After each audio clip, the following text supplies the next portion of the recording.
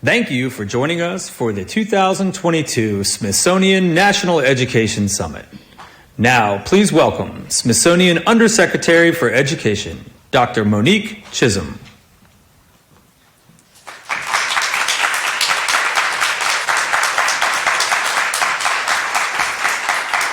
Hello, good morning, good morning, good morning. Well, I guess it's like maybe not morning in some places that are joining us across the nation, but it's lovely to see you, both here and in person and our virtual audience. And welcome back to our second day of the 2022 Smithsonian National Education Summit. I am Dr. Monique Chisholm. I'm the Undersecretary for Education here at the Smithsonian. I am a tall African-American female. Today I'm wearing a navy blue, not navy blue, but a blue dress, and my hair is curly in a natural style. So I wanted to offer that for people who might need that. I'd also like to begin today with a land acknowledgement.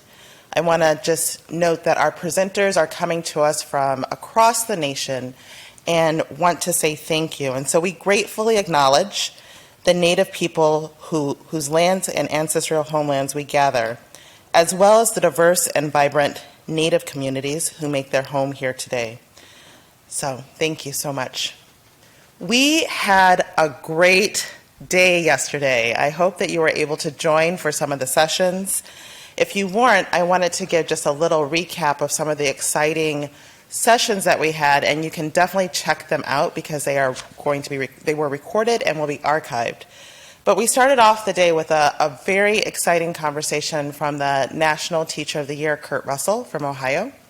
He really helped to set the tone for some challenges to make sure that we're thinking about how we respect students, respect teachers, create a welcome environment for community and family members to come in and join and participate, and the importance of creating inclusive spaces. And I'm so grateful to Adriana Wild, who also joined. She's a student journalist from Ohio University, and really helped to ask some difficult questions that Kurt just kind of really rolled with and took on the chin. And so it was a great conversation, very, very inspiring. I was also happy to be able to take part in a couple of the sessions yesterday. One that really stuck with me was the Breaking the Monolith, the Unlearning Asian Pacific American Stereotypes. And those presenters did an excellent job sharing resources that help to have these conversations in the classroom. And I also loved the session on students as problem solvers. But I think that I'm most moved by the closing session yesterday, the Let's Talk panel.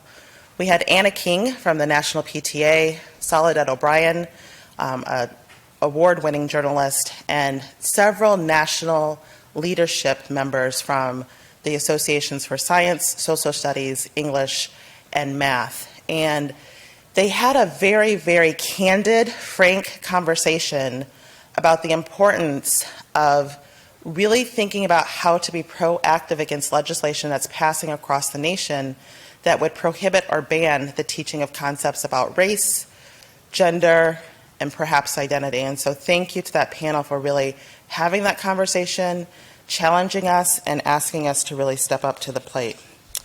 I also just have to say thank you to all of the presenters and all of the people who are working behind stage, and also to our sign language interpreters and our closed captioners who were with us for the entire day and will be with us today. So thank you for everyone who made the day really special.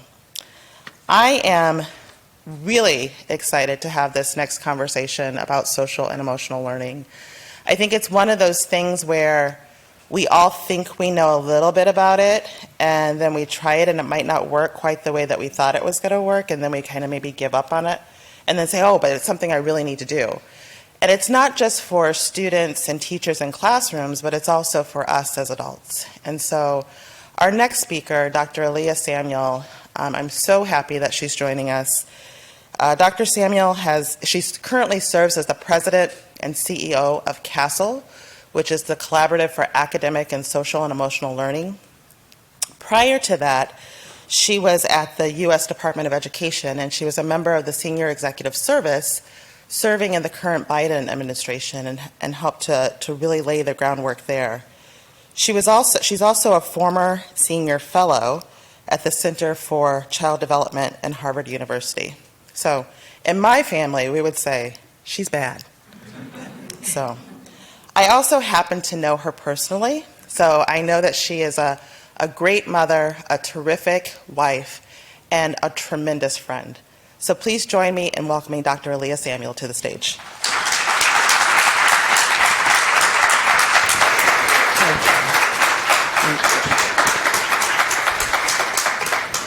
So good morning, everyone. It is truly an honor to be here, and thank you, Undersecretary Chisholm, for that introduction. You know, of all the things that people say about me or as they talk about my career, the ones that are most important to me are that I have been a practitioner. I was in the public school system for 10 years, 9 of them in Hillsborough County, Florida, in Tampa, Florida, and 1 year in Tucson Unified in Arizona. I started off as a special education teacher and then went on to become an assistant principal and principal. And through that decade of public school experience, it was an interesting time. Common Core was rolling out. We were in the midst of a recession. No Child Left Behind rolled out. Third grade reading mandatory retention policies rolled out. So it was a fascinating time to be in the field. I can say that that time period has nothing on what we're going through right now in education. But I am truly a practitioner first. This letter that you see here, my file in my desk, I keep a file folder of letters and cards and notes that were written to me by my kids, former students, to remind me of who we're serving every day. So this is one of the letters that when I was a principal, my year, he wrote to me talking about how this school, my school, had the best principal. So I keep it and I cherish it. The second is a picture of my 2 sons. They're both in public school right across the bridge. When the pandemic started, my youngest son, Cruz, was a kindergartner. He is what we classify as double gifted. He has a medical 504 because of the nature of his health issues, which have been long going. And he is also gifted. And so trying to balance the medical needs with his academic needs during a pandemic has made it very interesting. Then that's my oldest son, Chaz, who is now a rising 6th grader. So I have a 3rd grader and a 6th grader. And trying to parent in this time period has also given me a whole nother perspective on what it means and the importance of public education. And then the last is I was a part of the Biden-Harris administration. Never in a million years thought I would be doing that. But I got a call Christmas Eve asking if I would consider joining the administration because they wanted somebody who had experience as a practitioner, and they were really trying to build staff and a leadership team that had that background. And with a lot of conversation and approval from my family, I joined the administration. And my intent was never to stay long. My intent was always to stay long enough to see the schools reopen and know that I played a part in that, and then to move on to something else, which then came along CASEL. And the reason why I chose CASEL specifically was because of my belief in the importance of social emotional learning.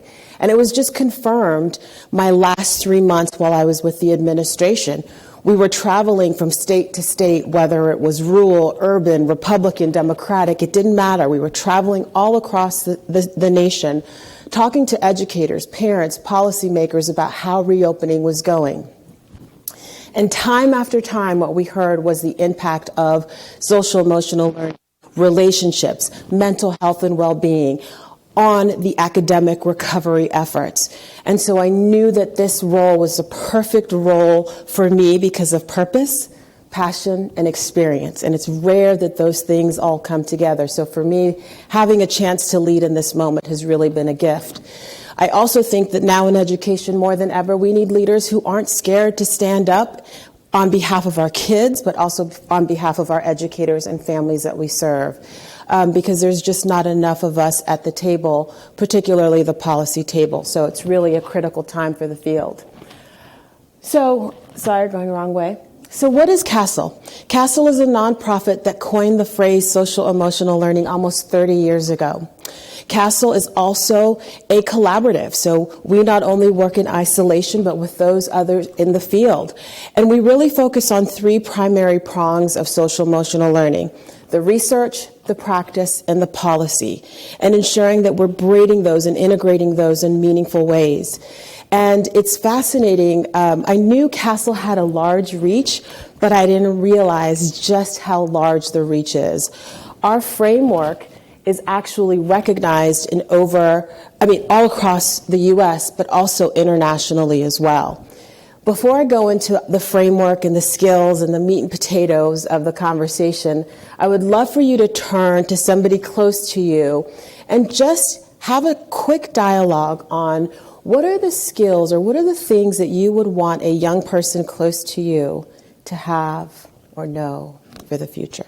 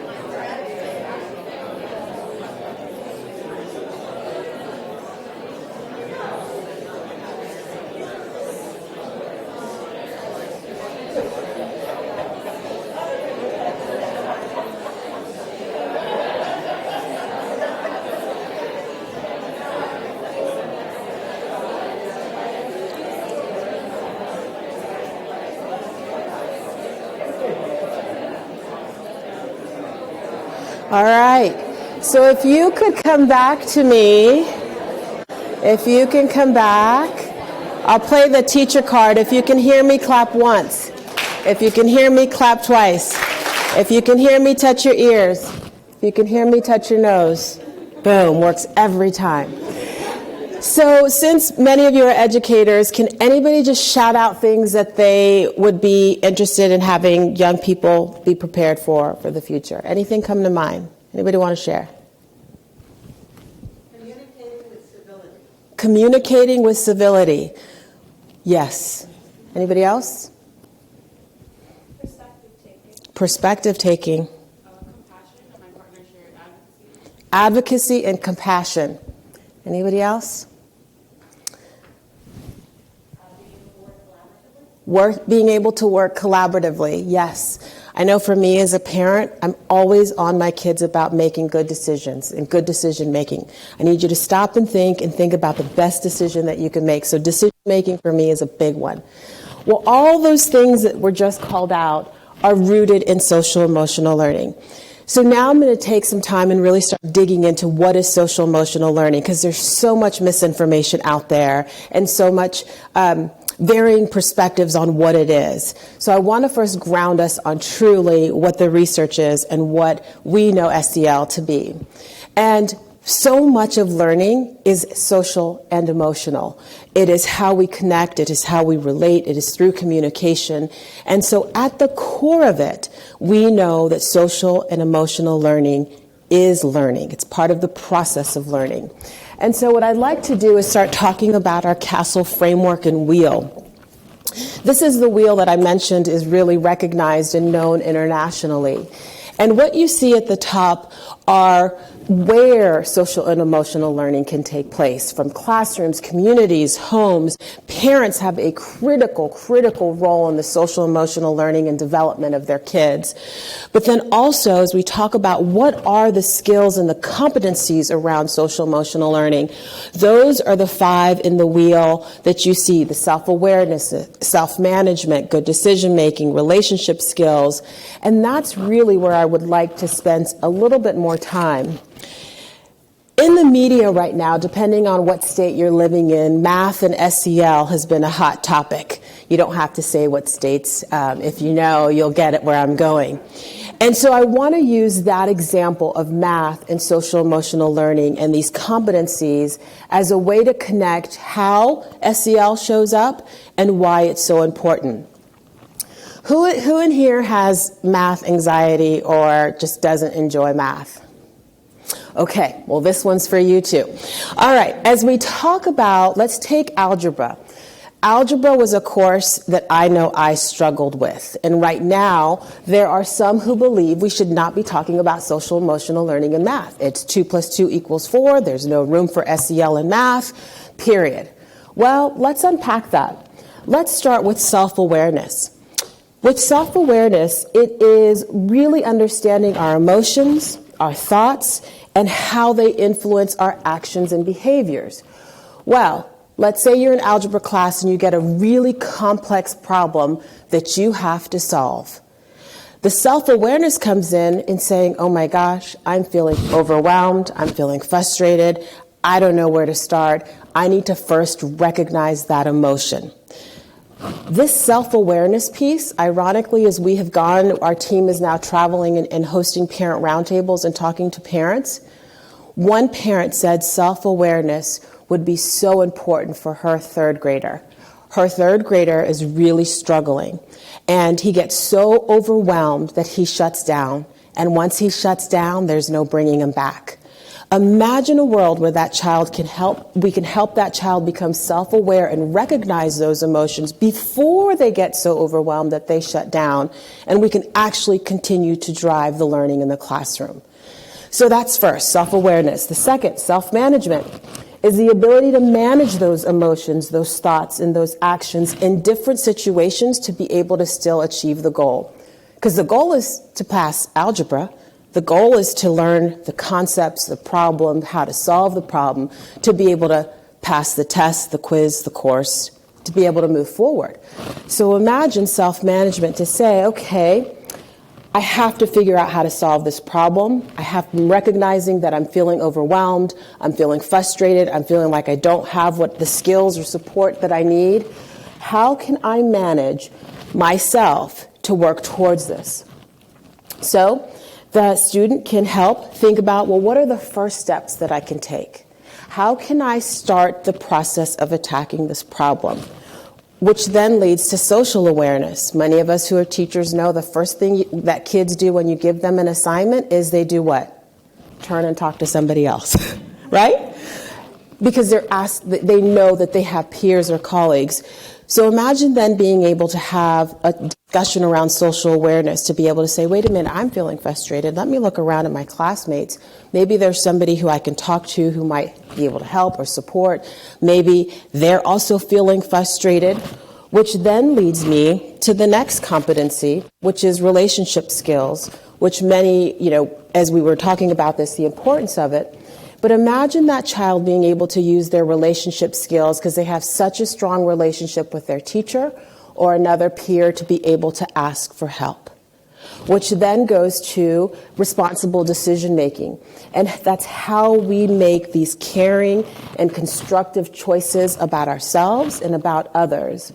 So that same student who is struggling with this algebra problem is able to use responsible decision making to not only analyze how they could solve the problem, the actual mathematic problem, but also the challenge that they're having and how to approach and solve the problem. So these competencies, when we talk about social emotional learning and academics, it is absolutely integrated. And when we talk about academic recovery more holistically, we know, as one superintendent said in Ohio, we can't SEL our way out of this, and we can't academic our way out of this. It really has to be the integration of the two. And so now I want to spend a little bit of time talking about where does SEL happen? Because SEL does not just happen in the classroom. We know that it is truly the importance of partnerships, and I'm looking forward to the conversation with the PTA and their session this afternoon on family, school, and community partnerships, because that's also one of our focus area. But we know it happens in classrooms, it happens in schools, it happens within families and communities. And now more than ever, we have to be paying attention to not only what are those skills, but where they're occurring as well. When we talk about SEL in the classroom, this picture here is actually of a teacher in Chicago Public School who is having explicit instructional time on SEL. And we know that it is important to integrate SEL into the academics, but also having real time dedicated to talk about these skills. Because as we look at our young adults now, I often think about myself. We didn't have time to practice these skills growing up. not to the intentionality. So then when we wonder why we see adults who can't communicate well, who can't problem solve well, it often makes me wonder how much direct instruction did we name it, and did we provide the support? So it's really important to have that time set aside for explicit instruction in SEL, but also to integrate it into the academics in a meaningful way. And creating those supportive climates where kids can not only learn these skills, but practice them as well. When we talk about schools, social and emotional learning is not only about having explicit instruction and integration for kids, but it's also the importance of the adults in the building and the adults modeling those social emotional learning skills. Also, what we've heard loud and clear is the importance of youth voice and agency, making sure that our young people feel like they have a voice and are connected to their classroom community, their school community, and really more holistically feeling like they have that voice.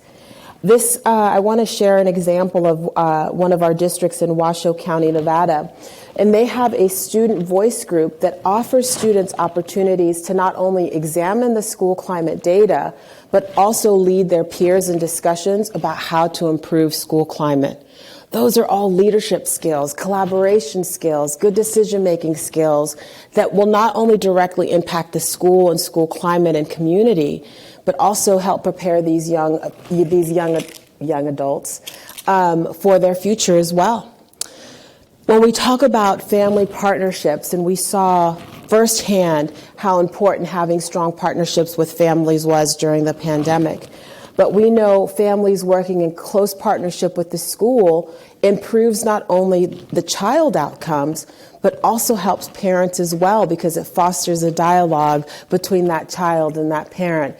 My husband jokingly says I've become a better wife since digging into these social emotional learning skills, because it creates a different type of dialogue, and sometimes I have to be self-aware enough to know that this is really my pet peeve, not his. So it's applicable across in so many ways.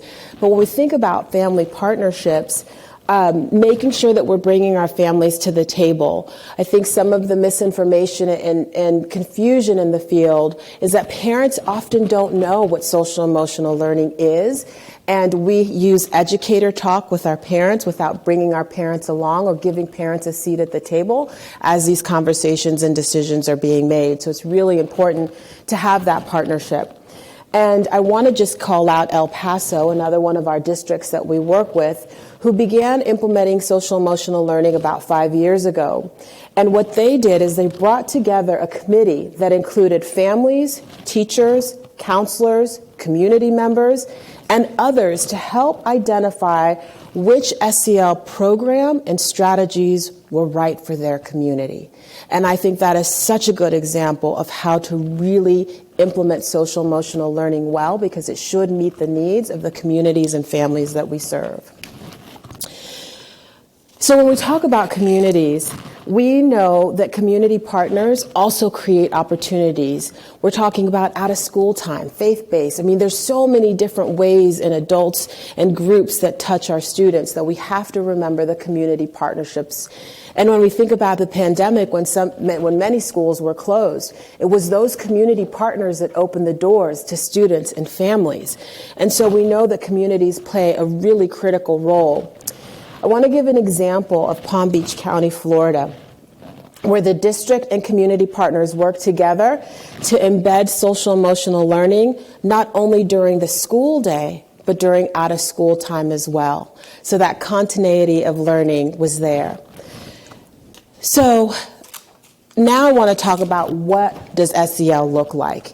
And it's important to know that, yes, we recognize, I talked about where it happens, schools, communities, families. It's also important to know that we have to take a systemic approach to social emotional learning. It is not just a checkbox that's done. We have to really think about all of the different components to have a holistic approach to social emotional learning. So what you see here are the different locations where SEL happens, and underneath this you'll see what we call our 10 indicators. And these are 10 indicators that are part of a systemic approach to social emotional learning. So we have to talk about supportive discipline. We have to talk about the focus on adult SEL. We have to think about youth voice and engagement.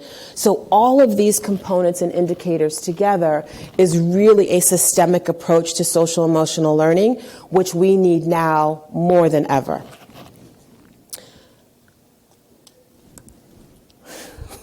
So, why is social emotional learning so important and relevant now?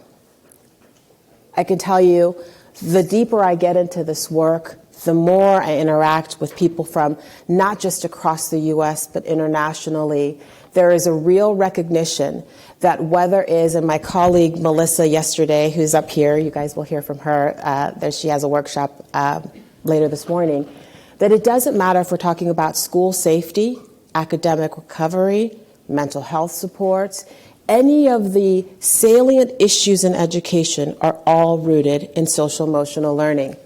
And what we're seeing right now, and I won't go into this part too much because I'm hoping that the conversation is starting to shift, but we're really seeing a tale of two stories when we talk about social emotional learning.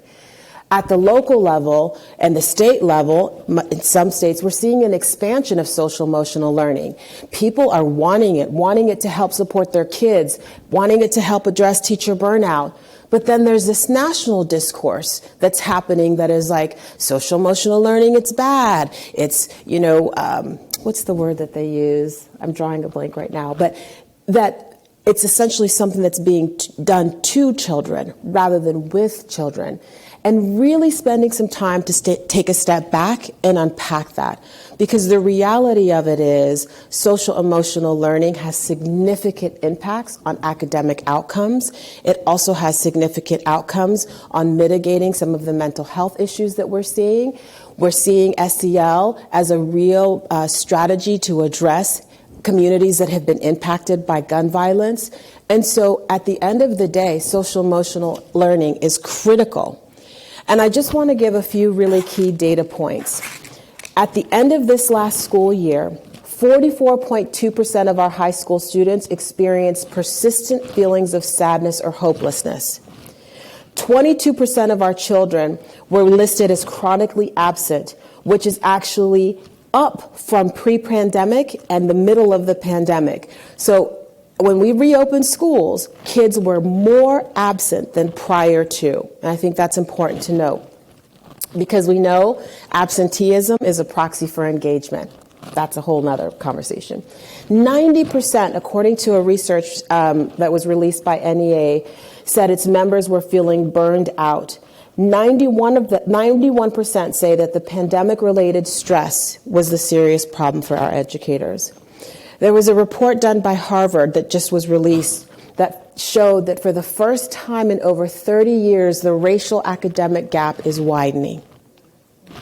So this is the data that we're working with. And we know that social emotional learning is so critical. As we talk to our young people now, this is a 12th grade student, they're begging for time to try to figure things out. And if we think about all that our students have been through, and our parents as well, are we virtual? Are we in person? Mask, no mask, clear backpacks, hardening schools. Like, the pressure is absolutely real, and we need to ensure that we're giving our students and our educators those supports to be able to not only survive, but thrive as well. One of the things we know about social emotional learning, and I'm just going to give a couple more data points, which is why I'm staying close to the podium, because I don't like to get the data wrong, is that social emotional learning plays a big part of being future ready. In a 2018 study, they found that 85% of the jobs that will exist in 2030 don't exist yet. We don't even know what those jobs are.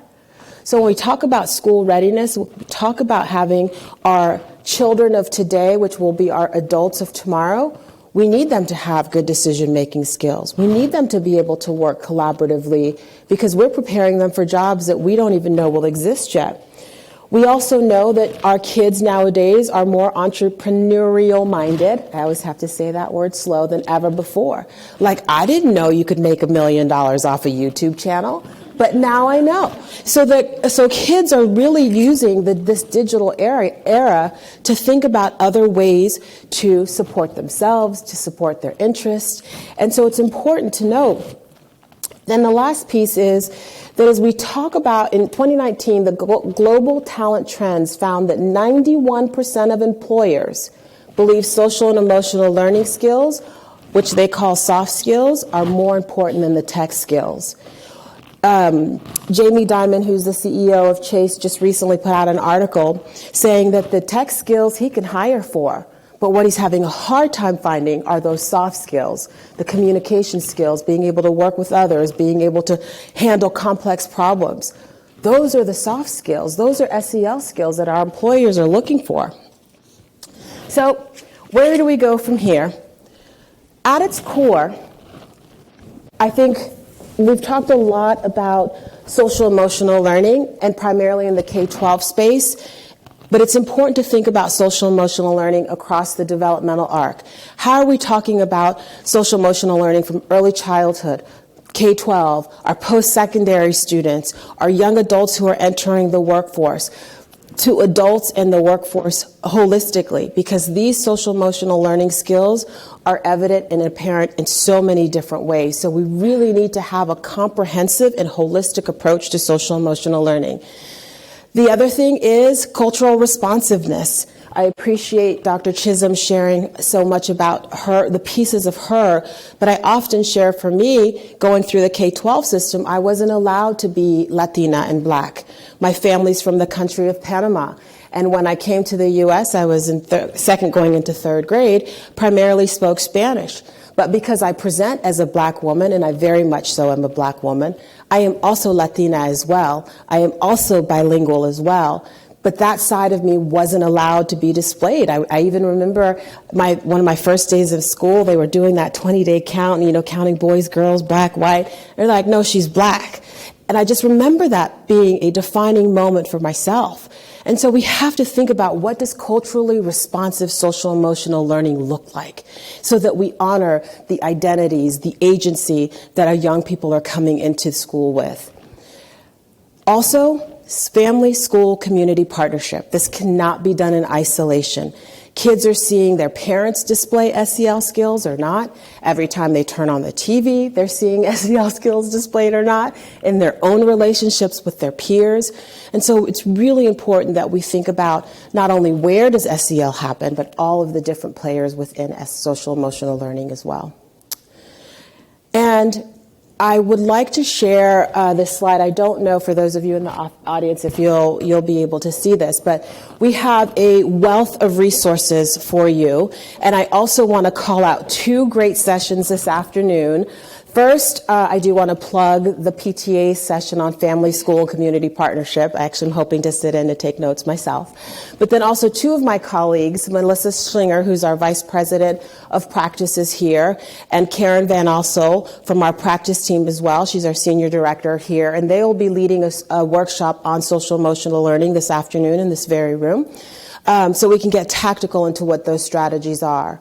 But we have a wealth of resources. I also, one thing I omitted to say, and I'm watching the clock so I can stay on time, is that SEL is not only a national priority, but it is a global priority. And my just 7 months in being in this role, we've had over a dozen different countries reach out to us to ask us questions about social emotional learning. How do they implement? What's the research? Where do they start? And the interest is truly global, because there's a recognition that we are all struggling with the recovery more broadly. And so if we are not careful, and if we allow politics to be played with our children, when our children are giving us all the signs, not just our children, I would even venture our educators are saying, we need more supports now, we will end up in a very dangerous place. And so we really need to just be mindful of who we're serving, because our kids are truly crumbling in front of us, and they need us now more than ever. And SEL really is for everyone. These skills, these competencies, all the while they may look different depending on where you are on the developmental curve, they are truly not just skills for school, but they're skills for life. And with that, I will turn it over to questions. There's 2 mics here. Yeah, 2 mics here. And I believe they have slotted us for 10 minutes of questions, some in the room, and then also there may be some virtually as well. So.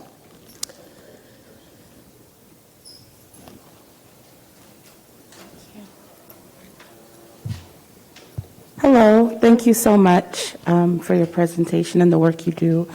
My name is Maria Daltrouche, and I am the manager for the Heal Together initiative at Race Forward. HEAL stands for Honest Education, Action, and Leadership. And I'm particularly interested in any resources you have that will explicitly connect the benefits of SEL at the intersection of the benefits of anti-racism and diversity and equity in the classroom as well. We're very much cued into these manufactured culture wars and the impacts they're having in the classroom and in communities. And we're looking for ways to lift up stories in which use of SEL for the advancement of racial and social justice have been wins for communities. We're getting way too much information about problematizing, and so we know kind of intrinsically that there are other stories. So happy to be directed to any of those that CASEL may have or you may know of personally. Yep. So I'm doing eye contact and nods with my team here, but also let's get your contact information because there's a couple things and people internally that we can get you connected with. And so, yes, we'll follow up. Mm-hmm.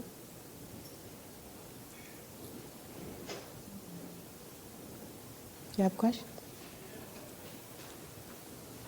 So I know you referenced like integrating SEL. I'm wondering about SEL as a class in and of itself and how you think that could work or resources to make that happen if you had a full class time to teach SEL. Yep.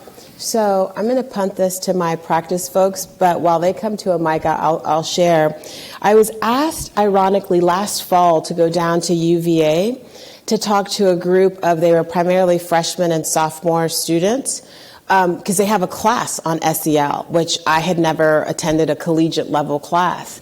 And they were kids, college students, who had different areas of study, but this was like a general class where they were talking about social emotional learning.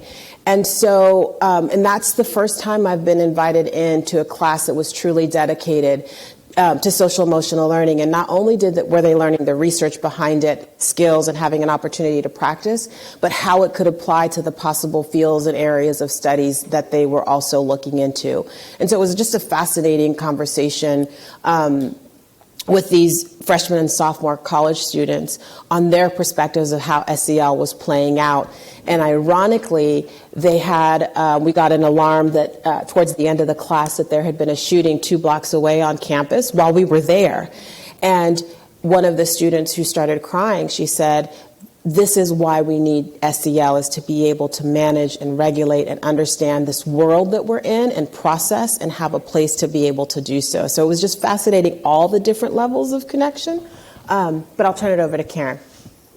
Sure, yeah, happy to follow up more after as well, but we have a number of districts that have built actual classes into their structure. Some of those look like an advisory class where they're embedding social emotional learning concepts and practices, but some of them have sort of a human development class, or one of our districts, Austin, Texas, has a class that all of their freshmen are taking where they have an evidence-based SEL program where they're doing SEL practices and teaching.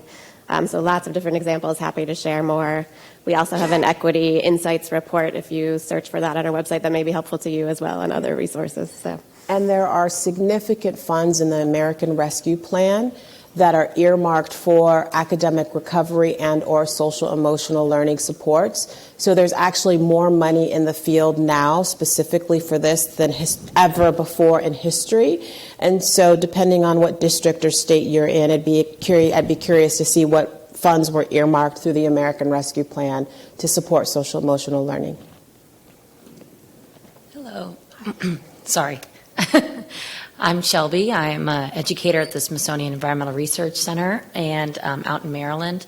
And thank you so much for your talk and all that you do. I think all of us here understand the importance of social emotional learning, and especially moving out of this remote learning situation, how difficult kids are having a very difficult time relating to one another and to people in person. It's been quite a challenge. What do you recommend for us as educators and for family members even? Do you have concrete action plans, strategies or activities that they can do to kind of start talking about this and start the social emotional learning process at home and in class? Mm-hmm. So we have a dearth of resources for parents that we could also provide. Is there a conference app, if there is? Or yes. Okay. Okay. So what we can do is we'll make sure we get those resources out. But there are, we do have resources that can help explain or provide tips on how to start conversations. I will say the one area I'm dealing with this real time at home is with my rising third grader, who's a kindergartner, where reading is a real challenge. And he's transitioning from the learning to read years to reading to learn. And I'm having to use all my social emotional learning skills and dip into his to try to figure out how to engage him and bring him back and really develop that love of learning again so that he can be engaged. And as we think about the important role parents play, it is in supporting that engagement and love of learning at home and how to foster that through the social emotional learning skills. So we can certainly get those links and resources out. Hello, my name is Kristen Carroll. I'm a public school teacher from Brooklyn. New York City has SEL embedded into its curriculum now. But a big problem is teacher buy-in, and buy-in because it feels overwhelming, and it's another thing we have to do. Mm-hmm. How are we going to change the conversation around that? Because we all know it's important, but it becomes another check on the list. Oh, we did our SEL meeting. Oh, we missed it because we have another lesson we have to get to. So yep. How are you going to approach that problem? Yep. So actually, we have strong partnerships with our Superintendents Association and Principals Association because we know that leadership plays a really significant role in how initiatives are received by the staff, but then also how it's implemented as well. And I think it's important to note that when we talk about social emotional learning, not only for adults, for the kids, modeling is really important. We actually were just in the Dayton, Ohio area, and one of the things the superintendent is doing is creating places and spaces for educators to practice their social emotional learning skills and also have wellness time. And so I think the number one thing that we need to think about is how do we support our school leaders, our site leaders, to be able to create that space where it's like, no, we're not just talking about this for our kids, we're going to do this for ourselves, and how to really implement social emotional learning practices, whether it's at the weekly staff meetings, whether it's the day-to-day interactions with the school personnel. We're not even talking about the kids, but just truly the adults in the building, and then how that translates into the integration of those skills. And I will say the adult piece is an ongoing challenge no matter where I go, because there's adults who are like, but this is a new thing. And actually, social emotional learning has been at the root of good teaching for decades. So really good teachers have strong relationships with their kids. They know their kids by name. They have relationships with the parents. When they see a kid starting to melt down, and they might not use these words, but when they start to see a student melt down, they're able to connect with them. And so I think reminding our educators as well that this truly is nothing new. It's part of fundamentally good instructional pedagogy. And now what we have that's different than I think decades ago is the research and the evidence behind it to justify the importance of having social emotional learning. Hi. Hi. My name is Anita Koyer Mwamba, and I'm from Seattle, Washington. And we just started a new department, which is the Black Education Department, and I'm the manager with oversight over that work. And one of the things we're doing is we're infusing Black Studies courses. But in addition to that, the question around identity and how we don't just assume now that there's a black education department that will deal with all black children.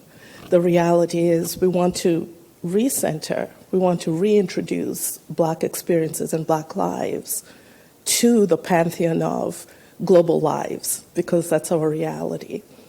The question I have is, in states like mine where there's disproportionate populations, so very small population of black folks, when we introduce things like this, we tend to pathologize rather than infuse SEL systemically. So we want to talk about what's wrong with the black boys rather than addressing this as a human issue. And I'm just wondering if you can point me to certain places or success stories where people who are similarly situated have done well with bringing back the humanity of black people and black children, so we're not so segmented in a way where we become the objects to somebody's subject. Mm-hmm. I know we're at time. I will say that one of the things about social emotional learning that has drawn me is that social emotional learning is truly good for everyone. And when you talk about the humanity of people, as I think about these skills and I think about social awareness, it is getting to the root of humanity of people, not just one type of person or groups of persons. But I do think in a very universal approach to social emotional learning, we have to acknowledge the differences. But I'm cautious in saying that social emotional learning can be that, social emotional learning isn't the panacea, but it is a really good start place. And I think what you're grappling with, most recently I was in Israel and had a chance to meet with the First Lady. And Israel's a very complicated country because of religion, because of gender, and also because of race.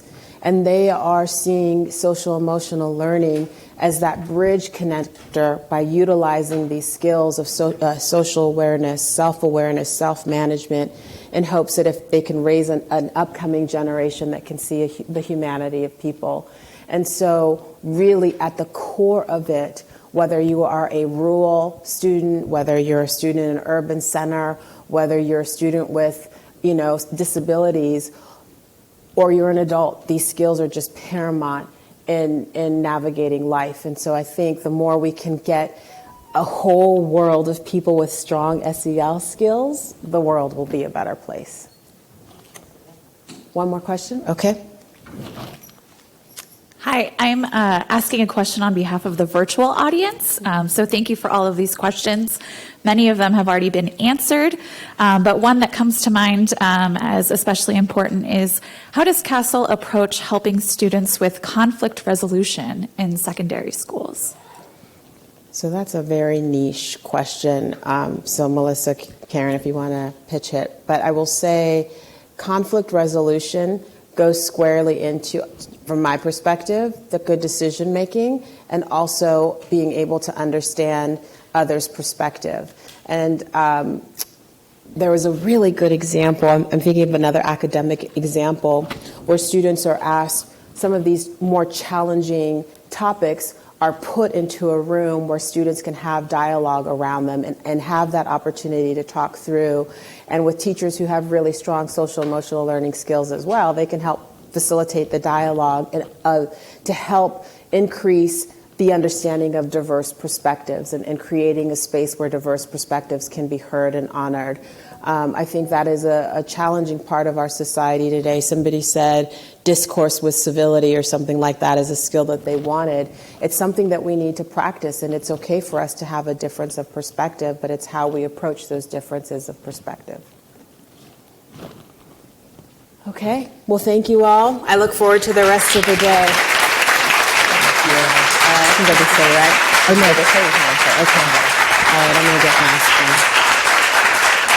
Thank you so much. Yes, join me in thanking Dr. Aaliyah Samuel again. And we get to continue the conversation. That's so good. If you're here in person, there is a session at 12:30 that will continue this conversation with some wonderful speakers. I just want to say thank you for this morning. For our virtual audience, you have a number of great sessions coming up related to conversations around STEAM and convergence thinking. There's also a really dynamic panel on early learning education. It's going to tackle some questions about what does a high-quality early learning program look like. And then please make sure for both virtual and in-person to come back at 3 o'clock for a really dynamic conversation with award-winning author Jason Reynolds.